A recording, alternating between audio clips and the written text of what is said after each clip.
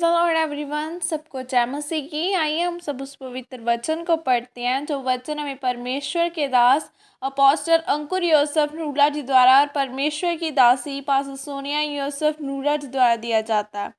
आइए हम सब उस वचन को पढ़ते हैं। संगति का प्रभाव। जैसे कि वचन 1 शमूएल 22 की 1 और 2 आयत में लिखा है, दाऊद वहां से चला और अदुल्लाम की गुफा में पहुंच गया और यह सुनकर उसके भाई वरन उसके पिता का संसद घराना वहां उसके पास गया और जितने संकट में पड़े थे और जितने ऋणी थे और जितने उदास थे वे एक उसके पास इकट्ठे हुए और वह उनका प्रधान हुआ और कोई 400 पुरुष उसके साथ हो गए। आमीन। मेरे प्रियो, यह चीज़ आपकी ज़िंदगी में बहुत मायने करती है कि आपकी संगति कैसे लोगों के साथ है, क्योंकि आपकी संगति का प्रभाव आपके ऊपर पड़ता है। जैसे लोगों के साथ आपकी संगति होगी वैसे ही आप बनते हैं। बाइबल में जब हम 1 शमूएल 22 की 1 और 2 में पढ़ते हैं तो हम देखते हैं कि दाऊद अदुल्लाम की गुफा में गया और उसके भाई और उसके पिता का पूरा घराना भी उसके साथ गया। वहाँ पर उसको वह लोग मिले जो कर्ज के नीचे थे और उदास रहने वाले थे। वह 400 लोग थे और दाऊद उनका प्रधान बना।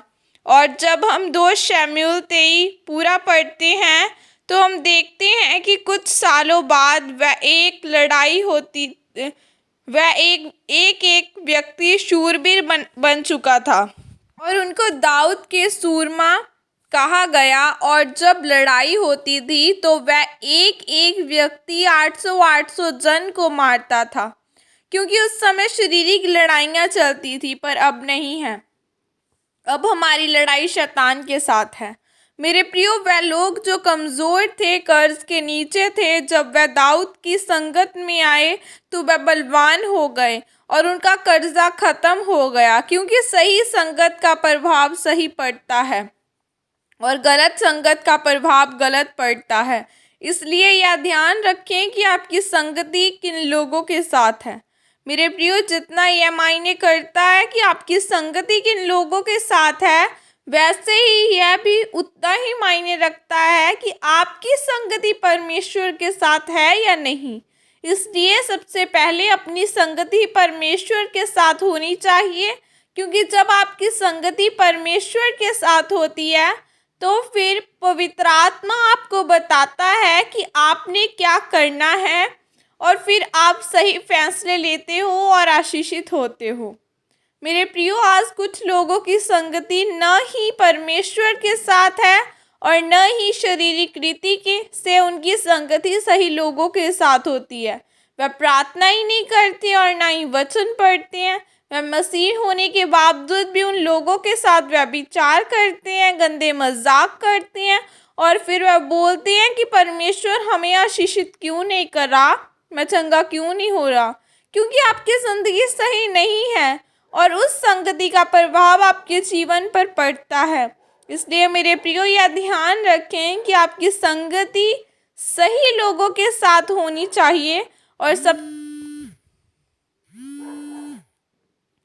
सबसे पहले परमेश्वर के साथ होनी चाहिए, ताकि आप अपनी बीमारी, परेशानी और कर्ज से आज़ाद हो सके। जैसे दाऊद की संगत में आकर लोगों का जीवन बदल गया,